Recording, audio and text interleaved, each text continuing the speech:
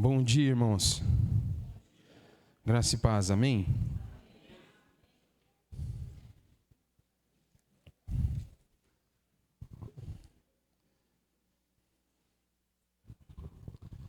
Que bom estarmos juntos, né? E hoje nós vamos falar de uma igreja, nós estamos estudando as cartas do Apocalipse, né? As 7 igrejas. E hoje nós vamos estudar sobre a igreja de Sardes, uma igreja de aparência. Pesado, mas muito mais pesado é o texto. E eu vou orar mais uma vez, eu quero que você abaixe sua cabeça e aquilo que o Espírito Santo ministrar no seu coração, já vai agradecendo, porque estudar a palavra, por estudar, não fomos impactados, isso não é positivo, mostra o nosso estado espiritual. Então ore a Deus nesse momento. Pai Santo, peço que o Senhor ministre as nossas vidas, Pai. Tu sabes, Pai, que esse texto é muito pesado e só o Senhor pode ministrar ao teu povo. Use a minha vida, em nome de Jesus. Amém. Vamos ler o texto, capítulo 3.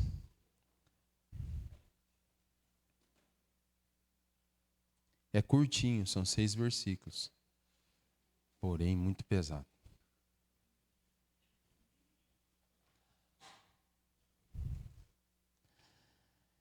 Escreve ao anjo da igreja em Sardes. Assim diz aquele que tem os 7 Espíritos de Deus e as estrelas. Conheço tuas obras.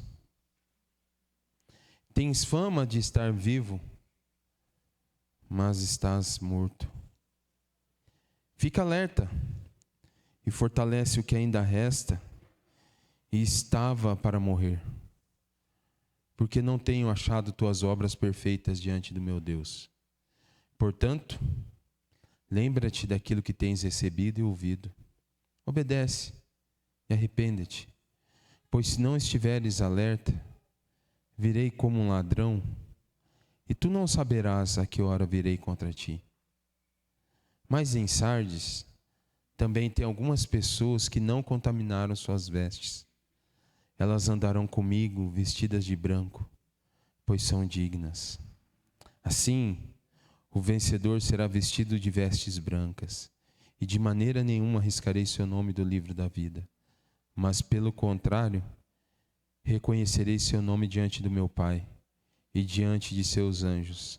Quem tem ouvidos, ouça o que o Espírito diz às igrejas. Quem tem ouvidos, ouça o que o Espírito diz às igrejas. Pode passar o segundo slide?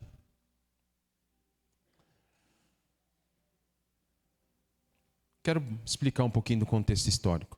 Assim, irmãos, e antes de eu ler sobre o contexto histórico, deixa eu explicar alguma coisa para vocês. Todos os pregadores aqui, eles sempre falam alguma coisa da cidade. Por exemplo, Laodiceia, né? Deus fala assim, ó, você não é quente nem frio, és morno, por isso vou vomitar da sua boca. Mas por que Jesus está usando essa referência? É porque vinha água de Herápolis e chegava em Laodiceia, ela vinha quente, mas chegava morna. Então o contexto histórico nas 7 igrejas, se a gente não falar para você, fica difícil você entender. Assim como outros textos da palavra de Deus, e graças a Deus pela arqueologia bíblica, né? É um estudo recente, hoje tem especializações em arqueologia bíblica, porque tem textos que a arqueologia vai explicar por que Jesus está falando daquela maneira. Então, a gente às vezes fala do contexto histórico, é porque ele faz parte. Então, a história da igreja de Sardes tem muito a ver com a história da cidade de Sardes. A glória de Sardes estava no seu passado, diz George Ladd. Sardes foi a capital da Lídia no século VII a.C. Ela foi uma cidade muito importante. Por quê? Ela era situada no alto de uma colina amuralhada, fortificada, sentia-se imbatível, né? Precipícios íngremes protegiam a cidade, de modo que não podia ser escalada. Seus soldados e habitantes pensavam que jamais cairiam nas mãos dos inimigos. De fato, a cidade jamais fora derrotada por um confronto direto. Seus habitantes eram orgulhosos, arrogantes e autoconfiantes. Mas a cidade orgulhosa caiu nas mãos do rei Ciro, da Pérsia, em 529 a.C., quando esse cercou por 14 dias. E quando os soldados estavam dormindo, ele penetrou com o seu exército por um buraco na muralha. Vocês já vão entender porque que Jesus usa a expressão virei como um ladrão. Vocês não estavam esperando, mas esse rei atacou lá no passado. Então, veja como é importante conhecer. Por que Jesus está falando aqui que ele vai vir como um ladrão? E ela também, mais tarde, em 218, Antíoco Epifânio dominou a cidade da mesma forma. E por essa autoconfiança e a falta de vigilância dos seus habitantes, os membros dessa igreja entenderam claramente o que Jesus estava dizendo quando afirmou: sede vigilantes, senão virei como ladrão de noite. Então, quando João escreveu essa carta, Sardes era uma cidade rica, mas totalmente degenerada. Sua glória ficou no passado, seus habitantes se entregavam-se aos encantos de uma vida de luxúria e prazer. A igreja se tornou como a cidade, e esse aqui é o ponto negativo. Em vez de influenciar, ela foi influenciada. Era como sal sem sabor ou como candeia escondida. A igreja não era nem perigosa, nem desejável para a cidade de Sardes, né? Então, a igreja de Sardes seria o que chamamos de igreja de vitrine. Porém, uma igreja morta. E nós já vamos entender um pouco sobre isso. Pode passar, Rafinha. Então, o primeiro aspecto que o texto vai trabalhar é que Jesus não se encanta com a aparência. Jesus falou isso para os fariseus uma vez, não falou? Sepulcro caiado. Ou o ditadinho que você conhece, né? Por fora, bela, e por dentro. Você conhece bem. A igreja de Sardes vivia de aparências. As palavras de Jesus à igreja foram bombásticas, mais do que o terremoto que destruiu a cidade no ano 17 depois de Cristo. A igreja tinha adquirido nome, a fama da igreja era notável, a igreja gozava de grande reputação na cidade. Nenhuma falsa doutrina estava prosperando na comunidade, não se ouve de falar sobre os seguidores de Balaão, dos nicolaítas e nem mesmo dos falsos ensinos de Jezabel, que foi falado domingo passado.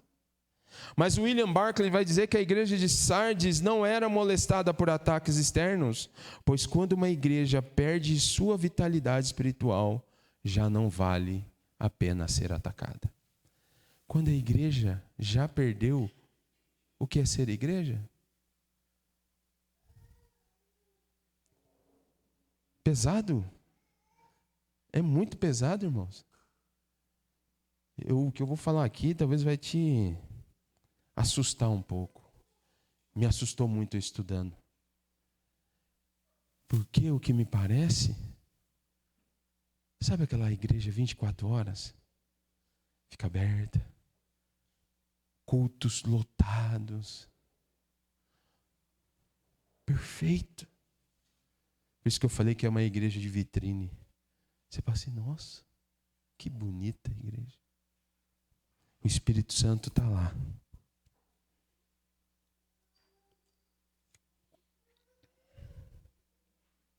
Aos olhos dos observadores, parecia ser uma igreja viva e dinâmica. Tudo na igreja sugeria vida e vigor, mas a igreja estava morta. Era uma espiritualidade apenas de rótulo, de aparências. Suas obras não eram íntegras. Eles trabalhavam, mas apenas sob as luzes. Eles promoviam seus próprios nomes e não o de Cristo. Buscavam a sua própria glória e não a glória de Cristo. Honrava a Deus com os lábios, mas o coração estava longe do Senhor, Isaías 29, 13. Os cultos eram solenes, mas sem vida, vazias de sentido. A vida dos seus membros estava manchada pelo pecado. Esses crentes eram como os hipócritas. Davam esmola, oravam, jejuavam, entregavam o dízimo com o fim de ganhar reputação, de serem bons religiosos. Eles eram como sepulcros caiados.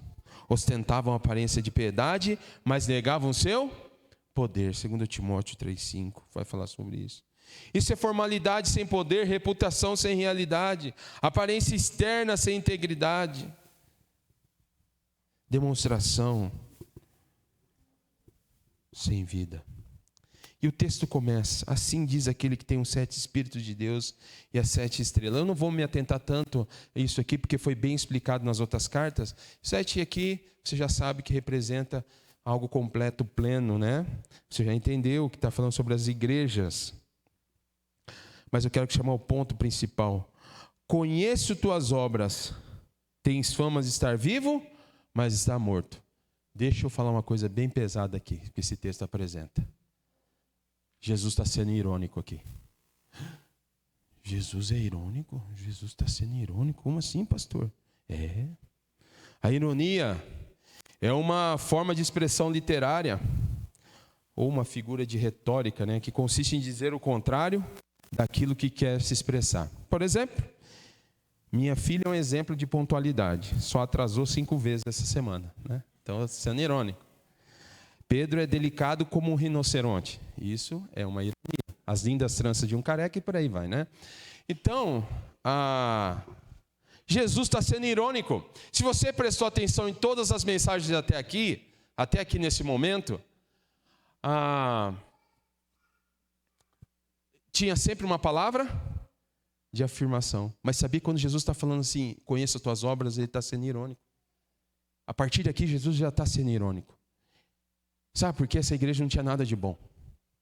Você reparou que até as piores igrejas tinham alguma coisa, né? Conheço, tal. Você luta, você defende aqui, tal. Mas essa igreja lá era só uma casca. Era só por fora. Por isso que o primeiro ponto nós estamos trabalhando aqui, que Jesus não se encanta pela aparência. Jesus diz: você tem fama de estar vivo, mas está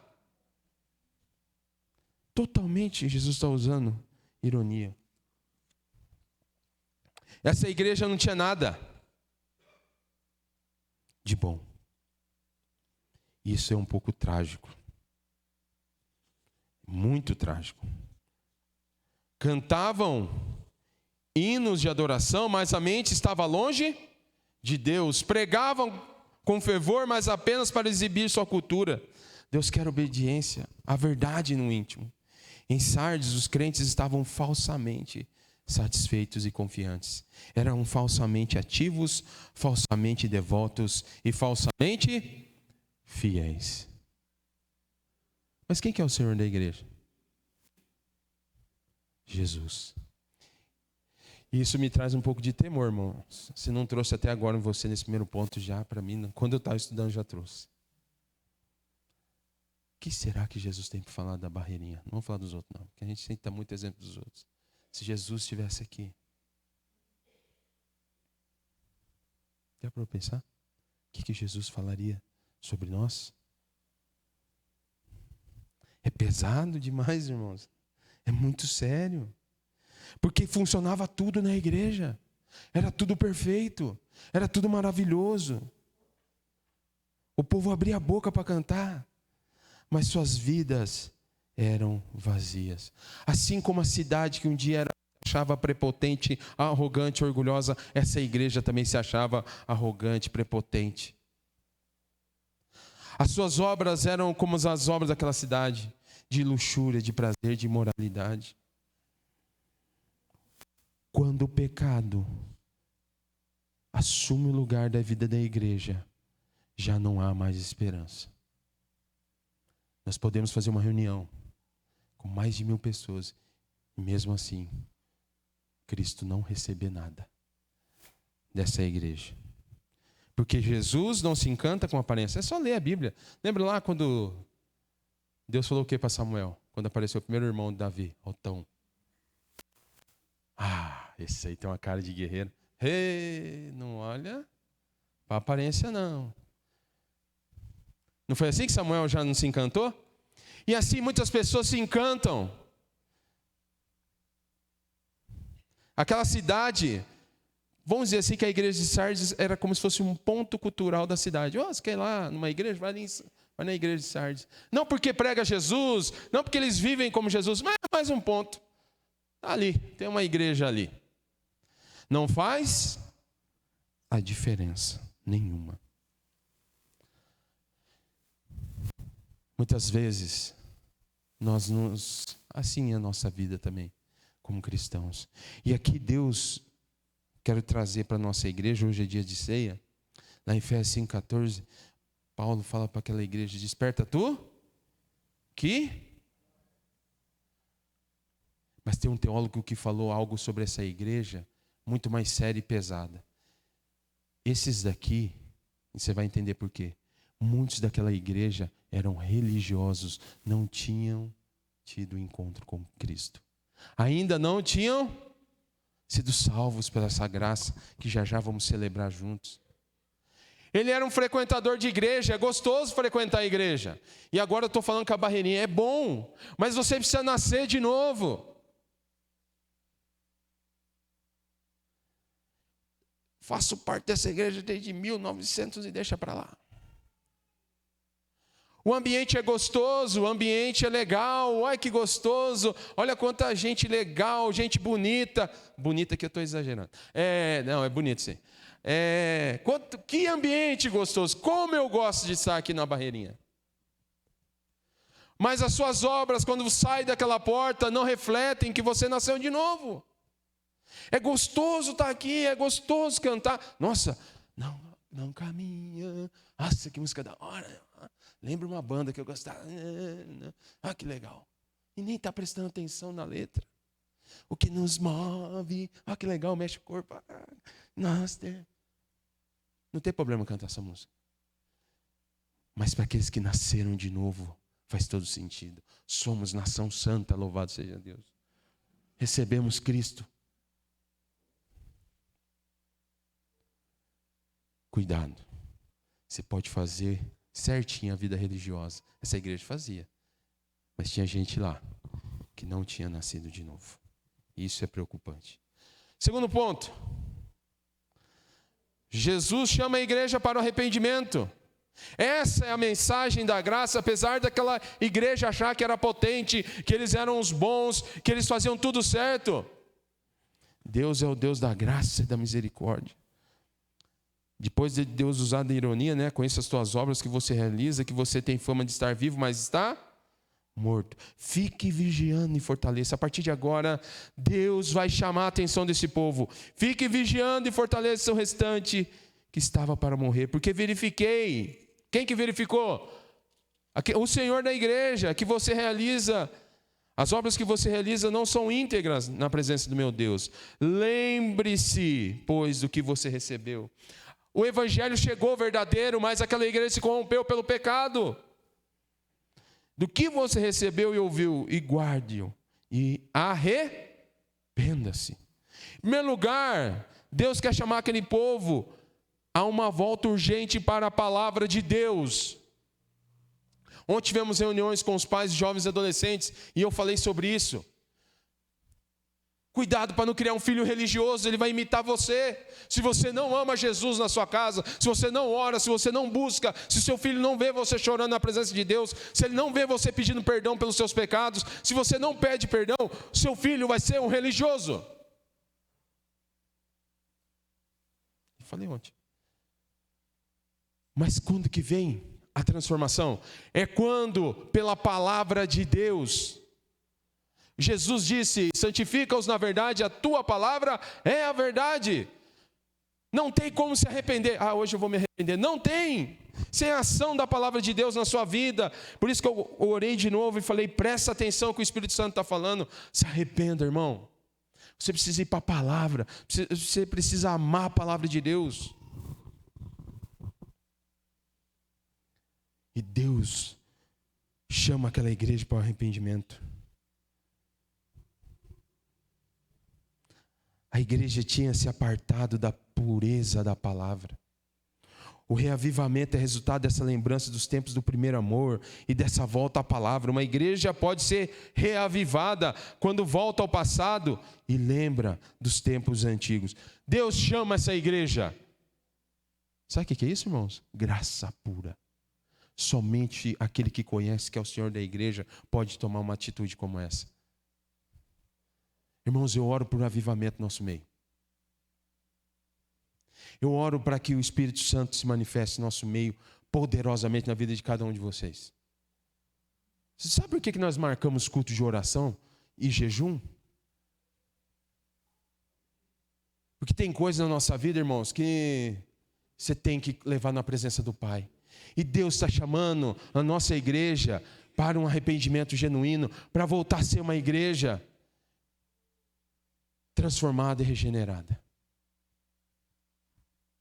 Todos nós, irmãos. É o Senhor da igreja que está falando. E Jesus oferece isso para essa igreja. Se arrependa. Volta onde você caiu. Muda.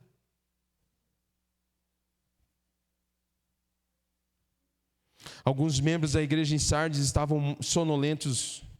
Não mortos, sonolentos. E Jesus os exorta a se levantarem desse sono. Há crentes que estão dormindo espiritualmente, são acomodados, indiferentes às coisas de Deus, não têm apetite espiritual, não vibram com as coisas celestiais. Eles vibram com o quê? Futebol. Gostei, Mateus. Vibra. Nossa, vai sair. Olha, você viu aquela tendência da moda?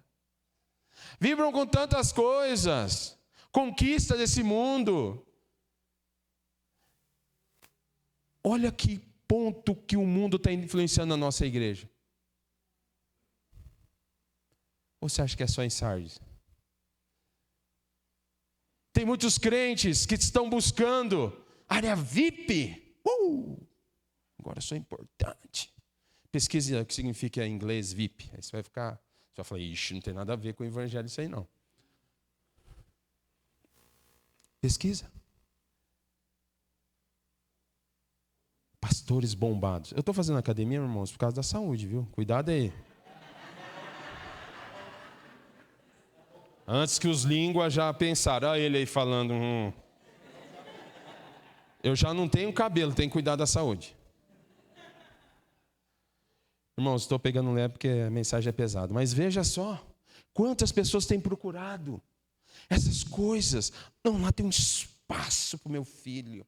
Meu filho é atendido, ele recebe uma pulseirinha, tem um chip lá. Eu sei onde ele está. Se eu quiser sair na hora da mensagem, tomar um café, comer um pastel, ai que delícia.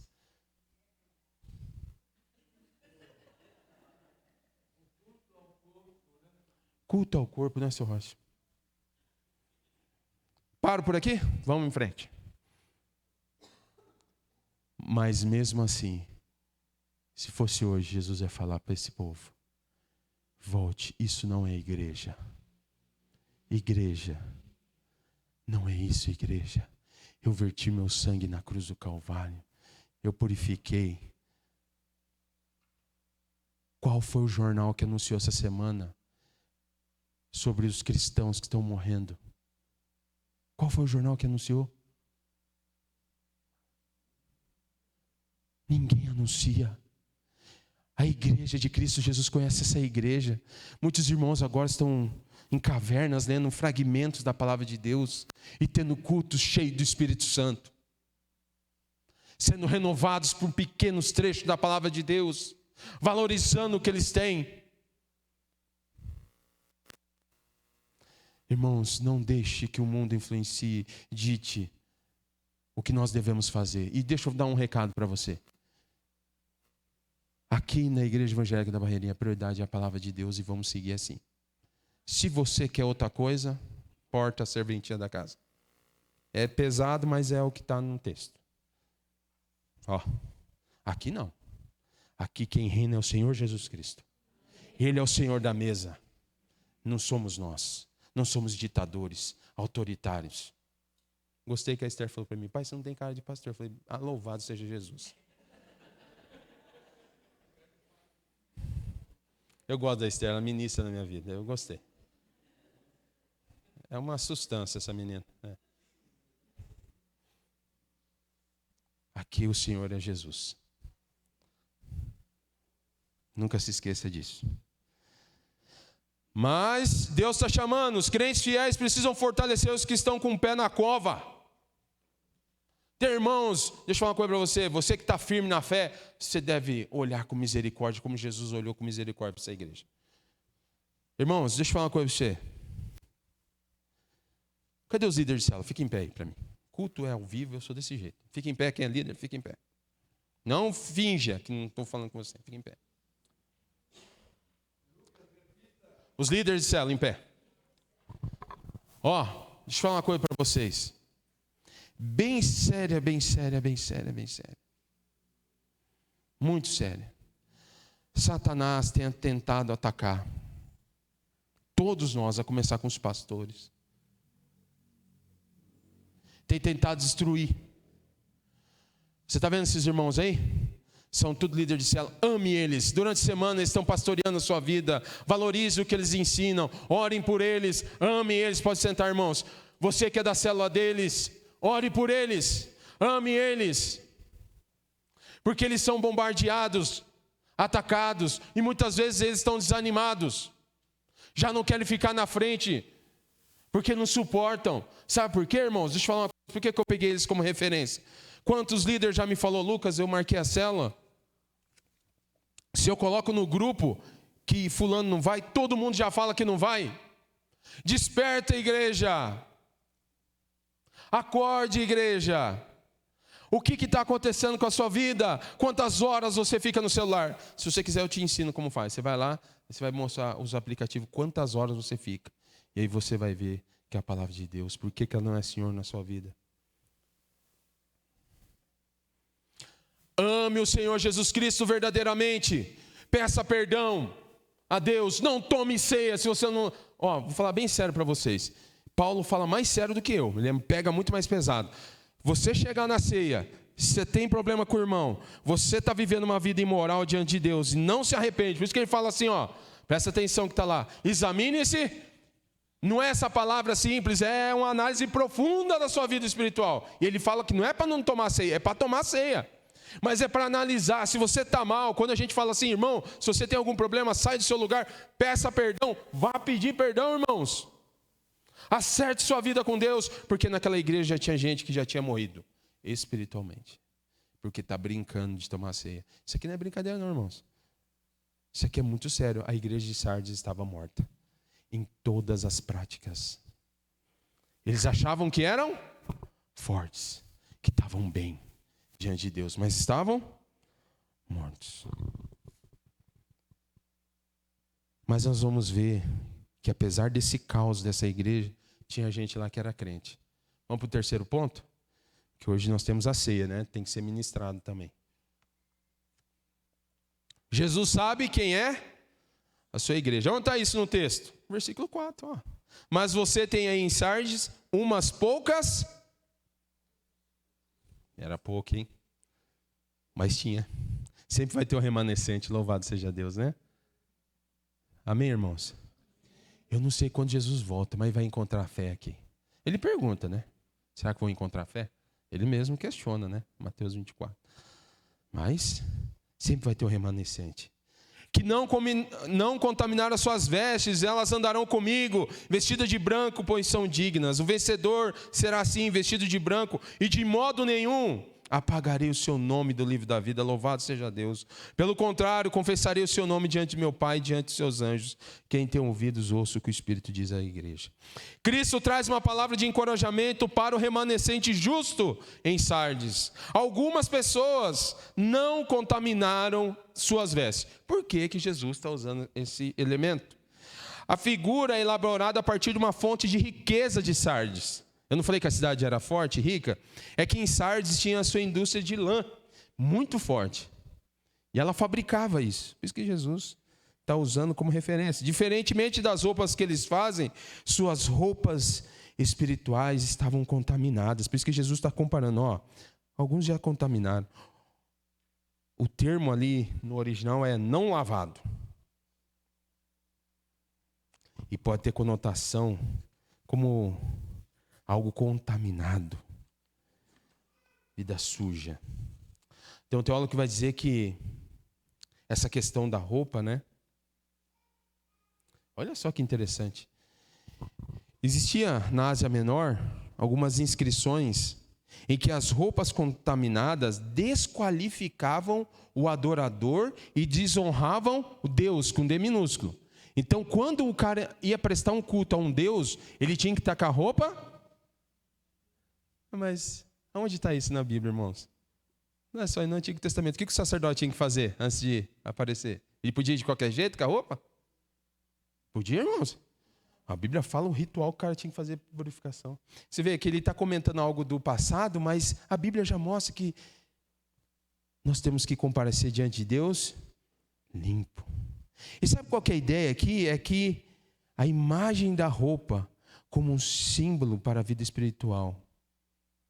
Alguém que está limpo diante de Deus. E Jesus fala lá, eles andarão comigo vestidos de branco, pois são dignas. E é interessante aqui que isso faz parte da literatura apocalíptica. Só que em Apocalipse, essa expressão de vestidas brancas vai repetir 14 vezes. 23 no total no Novo Testamento. E sabe qual que é a ideia? Não significa apenas vitória, mas também pureza, santidade, glória e celebração. Entende por que Jesus está falando sobre isso? Eu vou colocar, essas pessoas vão andar comigo de vestes brancas. Aqui pegou eu. Sabe por que pegou? É graça pura, né, irmãos? Já para pensar? O Lucas, pecador, miserável pecador. Um dia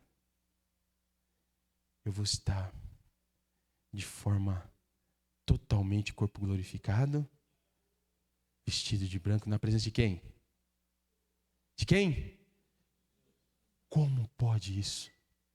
Como um Deus santo pode proporcionar? Sabe o que ele está falando para a igreja? Vocês que estão lutando, que estão levando a sério, vocês que pagam preço, vivem não obras mortas, mas obras vivas. Vocês que lutam comigo, um dia vocês vão andar comigo. Que promessa, né, gente? Vale a pena ser esse remanescente, irmãos?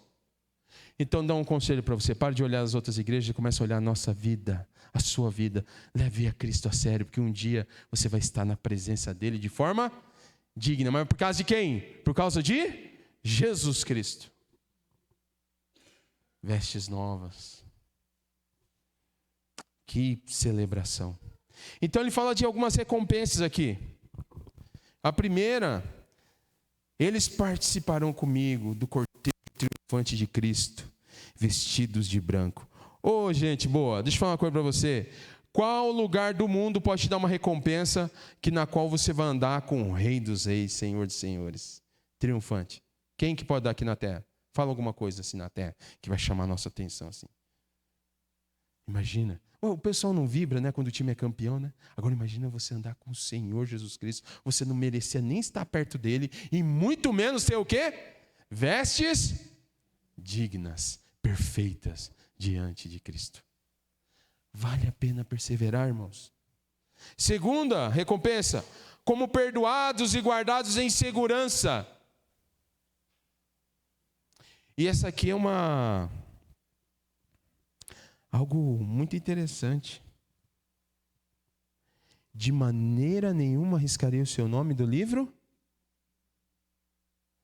da vida. Onde aparece isso na Bíblia? Moisés falando, né? Deus, risca o meu nome do livro da vida, né? Você não vai ter o nome riscado. É Ele que garante. Terceira coisa, aos fiéis é dito, reconhecerei o seu nome diante de meu Pai, diante de seus anjos. Essa é uma alusão às palavras de Jesus em Mateus 10:32, Lucas 12:8. Tanto todo aquele que me confessar diante dos homens, eu também o confessarei diante de meu Pai que está no céu. No mundo antigo, o nome indicava a essência ou as características principais de uma pessoa. Em Apocalipse, ter o nome de Deus é ser identificado com Ele, irmãos. Seu nome está no livro do Senhor, Criador. Está lá. Já pensou? Seu nome está lá. E ninguém pode arriscar. E o próprio Filho vai confessar você diante do Pai. Ô, irmãos, isso era para fazer a gente jogar os bancos para cima. Às vezes você se importa com cada coisinha, irmãos. O que pode comparar com isso, irmãos? Jesus, você vai caminhar com Jesus, ele vai falar, não, esse aqui é meu filho. Esse aqui é filho. Esse aqui é filho. Para todo sempre. Com Deus, louvado seja Deus por isso.